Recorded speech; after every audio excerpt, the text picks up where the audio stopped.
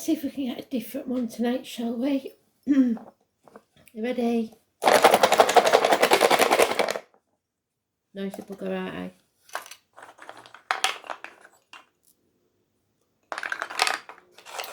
Do you know, I'm not doing it. I ain't doing it. Give me one we haven't had. I know it might be... Oh, ivy. So we've got ivy. We have had it, I think, but not for a while. So we'll have ivy. There you go.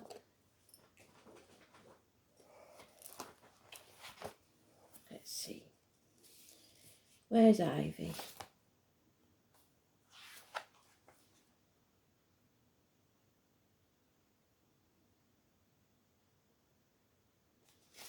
$115. Also known as gort.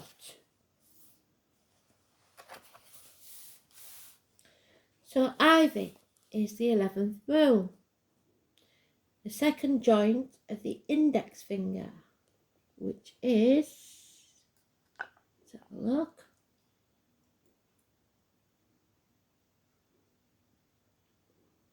Aquarius. Colour blue, stone yellow serpentine, and the mute swan. Swan's mate for life. The goddess Bendis Mori Ono. Message: tenacity, so hang in there. Raw survival instincts and enabling.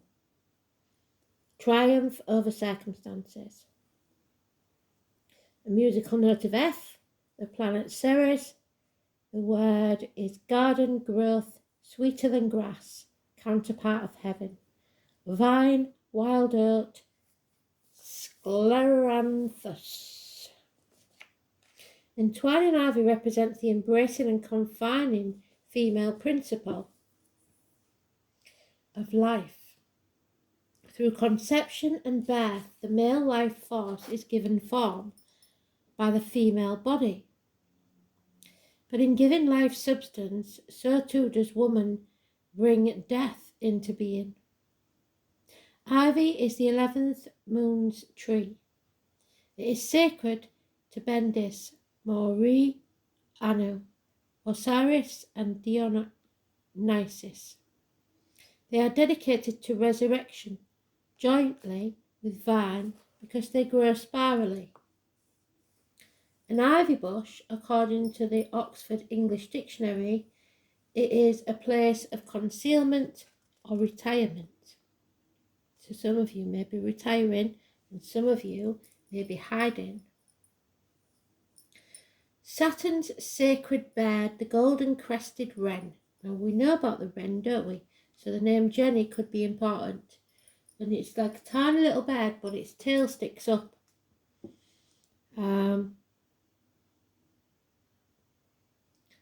The golden-crested wren always built her nest in an ivy bush. There is a well-known revelry celebrated in medieval English carols between the Holly Boys and the Ivy Girls. So, Christmas has been mentioned a lot, and carol, which symbolises the battle of the sexes. Another custom was to bind the last harvest sheaf in ivy and call it the Ivy Girl. The symbolism of the boar, so those born in the year of the boar, or the pig, whichever you want to call it, is used because the cycle falls during the boar hunting season. The boar is the beast of death and symbolises the fall or the beginning of death of the old year.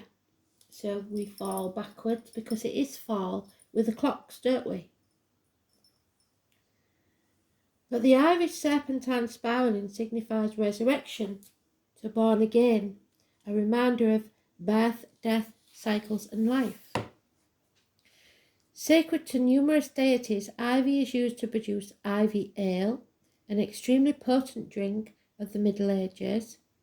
Ivy leaves were chewed for their toxic effect in the bacchanal revels celebrated at this season in Thrace and Thessaly.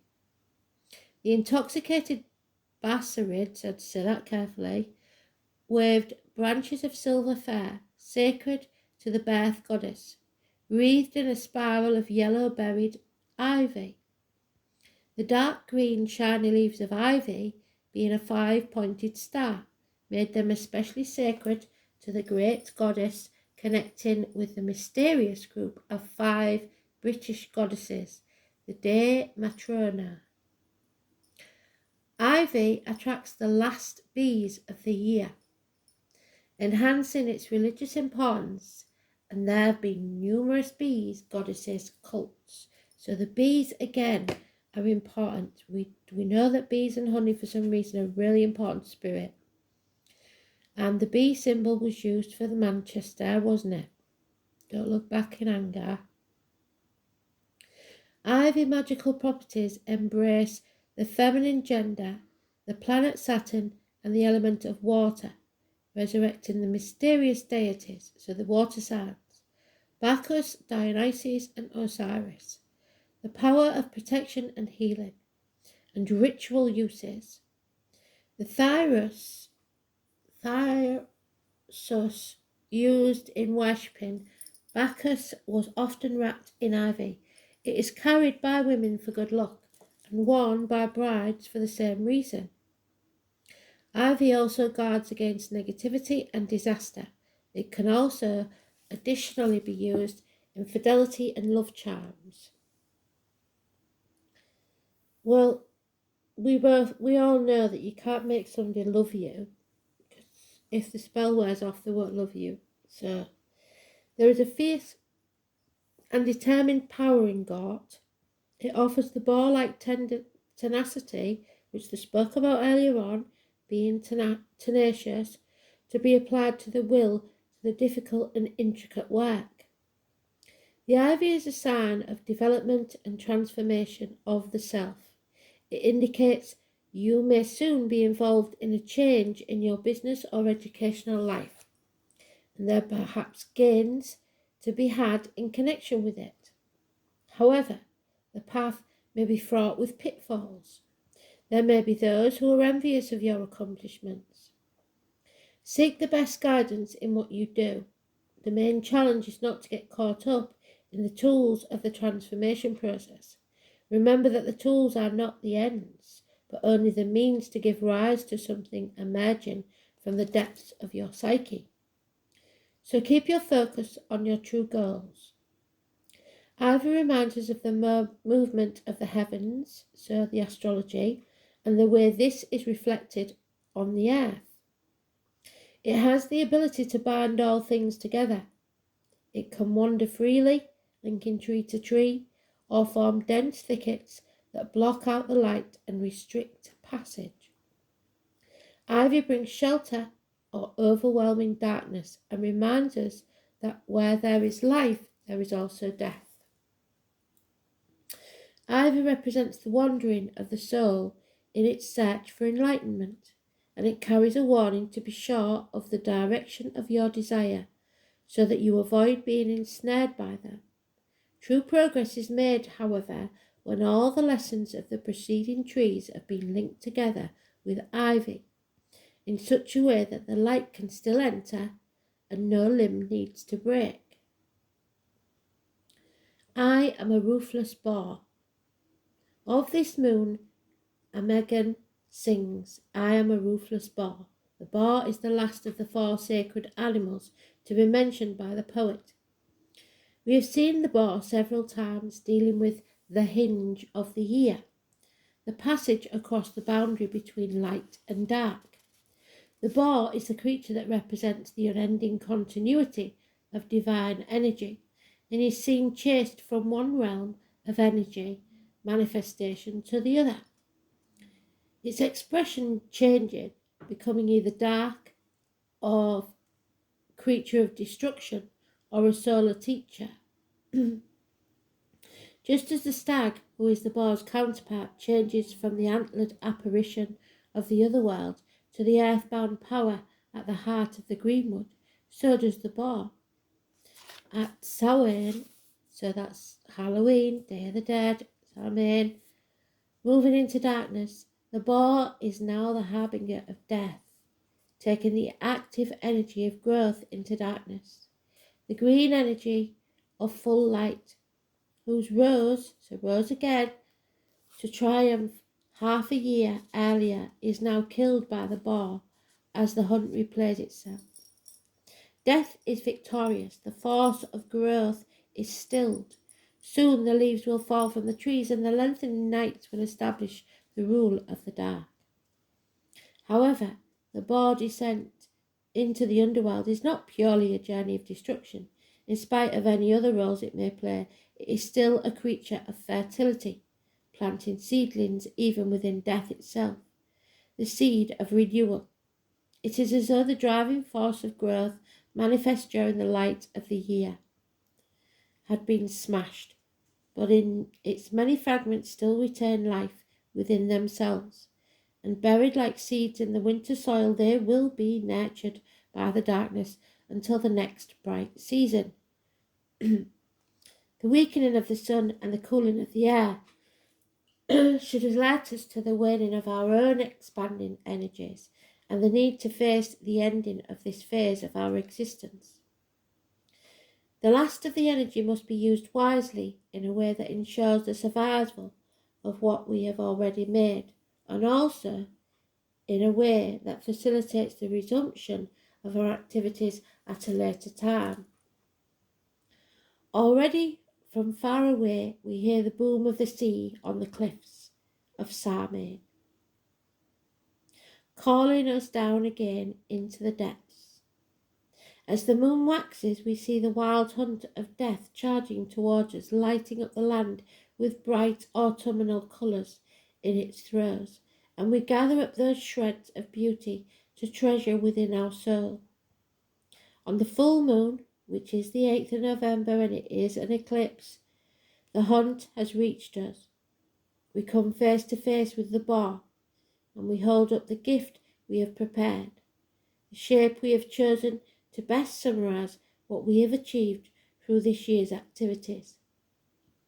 With the moon's waning, we look serenely inward as another year ends and a new cycle is about to begin. I am a boar on this high place, in the first fresh frost on autumn's face. The hunters call to sound the chase, but I am bold, I will run this race. For many moons we roamed this land where others fell. I learned to stand. The old and great joined in the dance, courage and cunning are my inheritance. On the earth, in the air, through the fire, by the water, I am Vala, the ivy moon's daughter. So someone's daughter.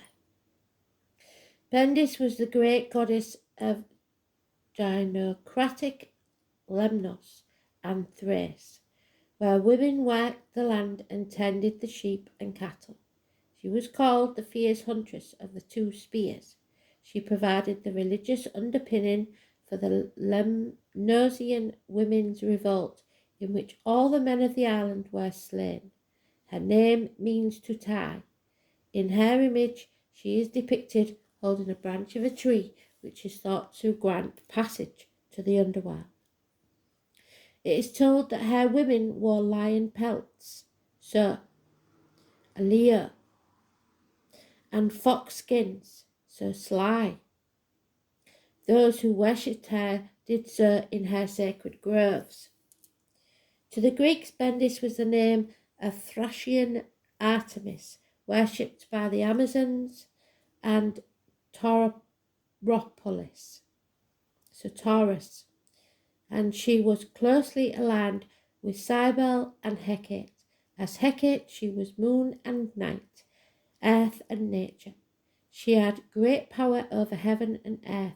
She is also identified with the Broronian Artemis and Rhea, so Diana. Her worship was introduced into Attica by the Thracians and was so favoured that she was celebrated in a ceremony in Athens, which included grand processions and races called Bendidia. The Morrigan's harvest. When the Morrigan moves through the fields, only she, the white, is seen at the sky. Single dark fogs fly across the heaven and clothe the great queen like a splendid robe. When the Morrigan moves through the fields, she is bare, only her black hair covers her.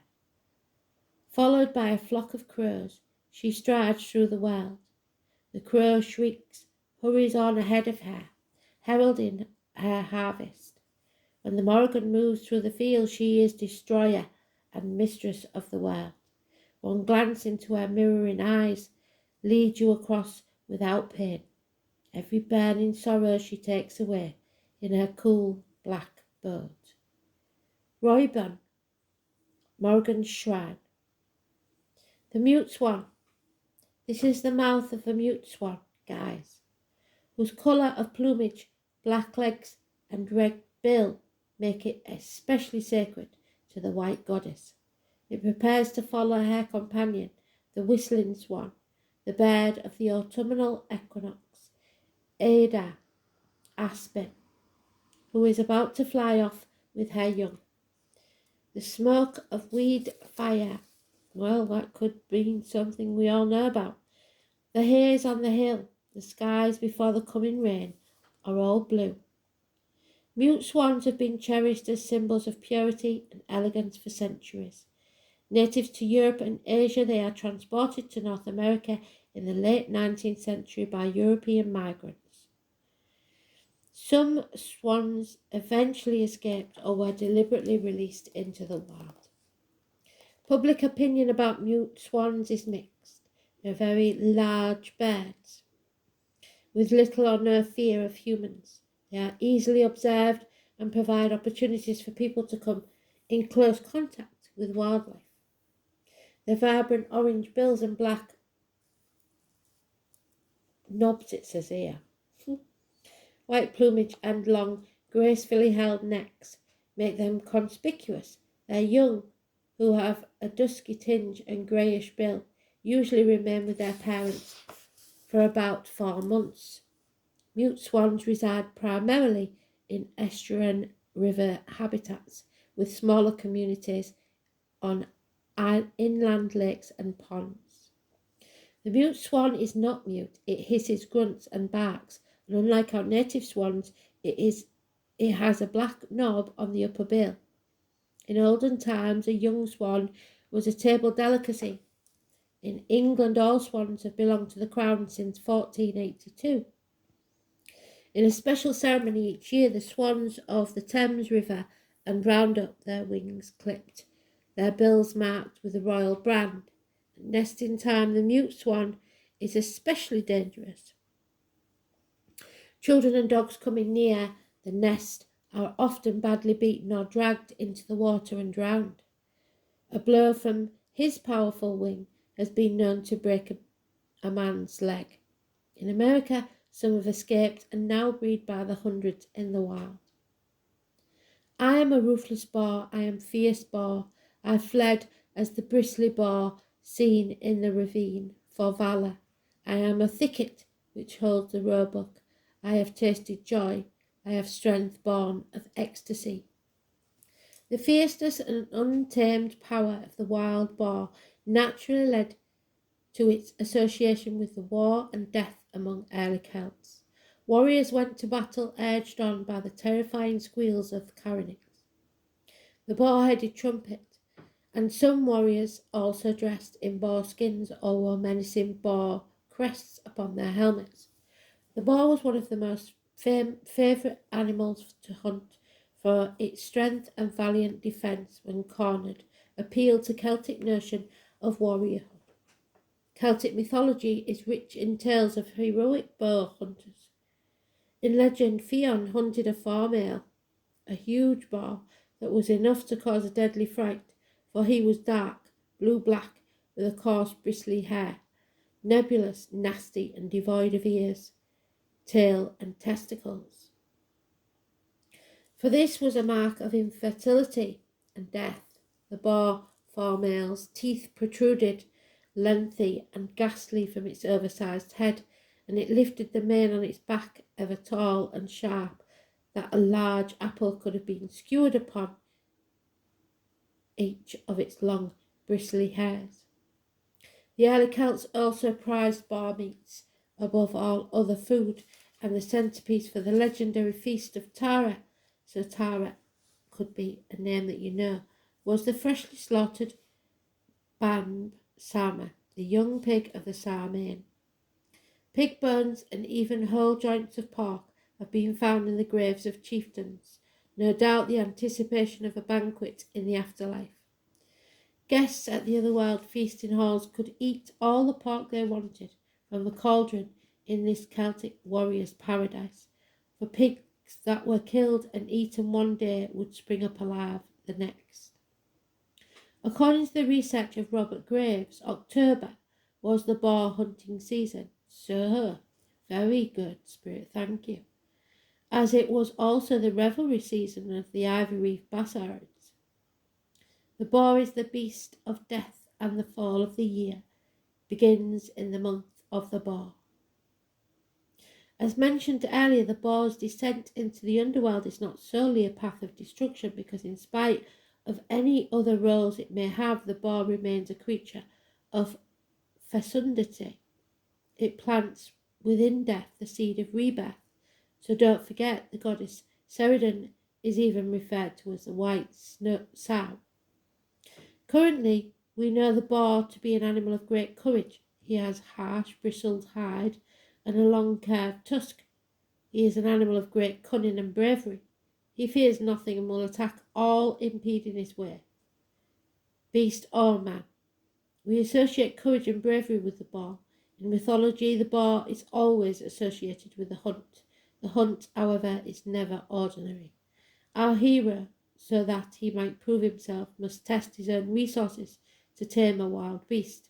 What better animal than the boar? What the gods and goddesses give can also be taken from us. We see the boar as a solar animal because of its strength, but it can also be cunning from the darkness. As the boar of winter, he belongs to the dark half of the year. With the absence of the sun, his symbols become the symbol of death. Keep in mind, to the Celts there is no evil in this concept, because death is a doorway into a different life. In order to move into that other life, we must of course sacrifice the present one. How many tales of the boar demonstrates time and again the brave battle of our hero and boar, and out of the clash comes great destruction, a fierce battle to the death, but victory and death. Serpentine is a striking green stone of light and darkest hue, and white or black speckles. It is relatively soft, associated with Scorpio, and can increase wisdom and self-restraint. It is said to protect against venom and has many of the same properties as green jade. Serpentine helps one understand the gentleness, even if one might not expect it to be, is a source of great strength. The name serpentine comes from both the serpent-like patterns adorned on the stone and also with the belief that serpentine stones are endowed with protective or curative abilities in preventing fatalities and snake bites. The ancient Assyrians carried serpentine stone seals so that their deities would send double blessings. The ancient Egyptians called serpentine meh, and it was often used in amulets, snakebite protection, folklore, and came up in several creatures because of its mottled appearance that resembled snakeskin. The Italian strega were known to use small pebbles of serpentine to draw out the toxins. The American Zuni people also use serpentine for fetish carvings, should I say, not cravings. Magically, serpentine continues to be used as protection against poisonous creatures. Additionally, in medication, serpentine is especially good for applying to the heart chakra and is thought to bring peace and calm amidst turbulent times. It is also used to open the Kundalini energy from the root chakra. For healing, serpentine is worn as an amulet and has been used by nursing women to regulate the milk supply. It is reputed to benefit asthma, hepatitis, and it is considered a balancing stone and overall healer. When the hounds of spring on winter's traces, the mother of months in meadow or plain, fills the shadows and windy places with lisp of leaves and ripple of rain. And the brown bright nightingale, amorous, is half assuaged for Itylus, for the Thracian ships and the foreign faces, the tongueless vigil and all the pain. Come with bows bent and with empty of quivers, maiden must perfect, lady of light. With a noise of winds and many rivers, with a clamour of waters, and with might, bind on thy sandals, O thou most fleet, over the splendour and speed of thy feet. For the faint east quickens, the wan west shivers, round the feet of the day and the feet of the night. Where shall we find her? How shall we sing to her? Fold our hands around her knees and cling. Oh, that man's heart were as fire and could spring to her. Fire or the strength of the streams that spring, for the stars and the winds are unto her. As raiment, as songs of the harp player, for the risen stars and the fallen cling to her, and the southwest wind and the west wind sing. For winter rains and ruins are over, and all the seasons of snow and sins, the days dividing lover and lover, the light that loses, the night that wins, and time remembered is grief forgotten, and frost are slain and flowers begotten, and in green underwood and cover, blossom by blossom, the spring begins. The full streams feed on flower of rushes, ripe grasses, trammel, a travelled foot. The faint fresh flame of the youngest year flushes from leaf to flower and flower to fruit, and fruit to leaf, as gold and fire, and the oat is heard above the lyre, and the hoofed heel of satire crushes the chestnut husk at the chestnut root. And Pan by noon and Bacchus by night, fleeter of foot than the fleet-foot kid, follow with dancing and fill with delight the Maenad than the Brasserid. The soft as lips that laugh and hide the laughing leaves of trees divide and screen from seeing the leaf in sight. The god pursuing the maiden hid. The ivy falls with a bacchanal's hair over her eyebrows hiding her eyes. The wild vine slipping down leaves bare, her bright breast shortening into sighs. The wild vine slips into the weight of the leaves, but the buried ivy catches and cleaves to the limbs that glitter, the feet that scare, the wolves that follows, and the fawn that flies. O roses for the flush of youth, and laurel for the perfect prime, but pick an ivy branch for me, grown old before my time. Ivy is also a vine. It grows 100 feet long in forests and around human dwellings where it is planted as ground cover. Produces green flowers before psalming on short vertical shrubby branches. The leaves of these flower branches lack the characteristic lobes of the leaves of the rest of the plant. Like holly, ivy is green, its dark green leaves striking in the bare forest of midwinter. It is a member of the ginseng family. This is the moon honoured annually by the ivy girls. Taking our name from the Bassarid, this is a small telling. They were classified as wild, ecstatic women. They were shapeshifters wearing fox skins and lion pelts. They were intoxicated in their own ecstasy. They were sacred prostitutes in a time when sexuality was considered a gift from the goddess. So sacred to life that the art of love-making was taught by these sacred women in the temples of the goddess. According to the author Vicky Noble, the Maenads of the 6th century were famous for their orgiastic rituals, not only throughout Greece and Turkey, but also in Thrace, Bulgaria, Italy, and the Etruscans, the land of the Scythians and Thracian vessels depict a double axe below which is a series of goddesses and objects that could be either daggers or sheaves of wheat. In a description that matches female image on vessels in ancient Sumer, we're told of Thracian orgiastic rites which took place in the mountains by night, where the women, clad in animal skins and having snakes and daggers in their hands, danced exciting whirling dances. In Thrace, Iron Age Bulgaria, the goddess, a version of Artemis, was known as Bendis. A mural in Crete shows a woman whirling as far back as the Bronze Age, predating Sufi dancing by more than 2 millennia.